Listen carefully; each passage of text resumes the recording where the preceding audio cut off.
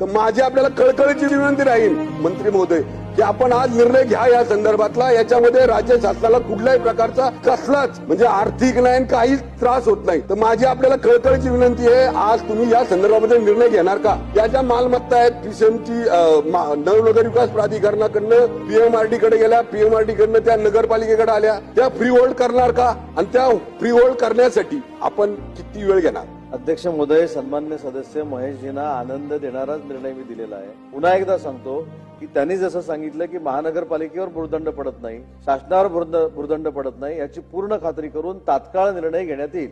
ती खातरजमा करून मग निर्णय घेण्यात तुम्ही असं म्हणा ना, खातरजमा केल्यानंतर जे सांगतात तो निर्णय घेऊ, जो निर्णय आम्ही मागतो तो निर्णय घेऊ। परत निर्णय घेण्यासाठी परत तुमच्या याच्याकडे म्हणजे मला त्याचा पाठपुरावा करायला बरं होईल। महोदय, खात्री झाल्यानंतर महेश लांडगे साहेब, सन्माननीय सदस्य जे मागणी करतायत तीच मान्य केली जाईल, त्याच्यामध्ये काही बदल होणार नाही।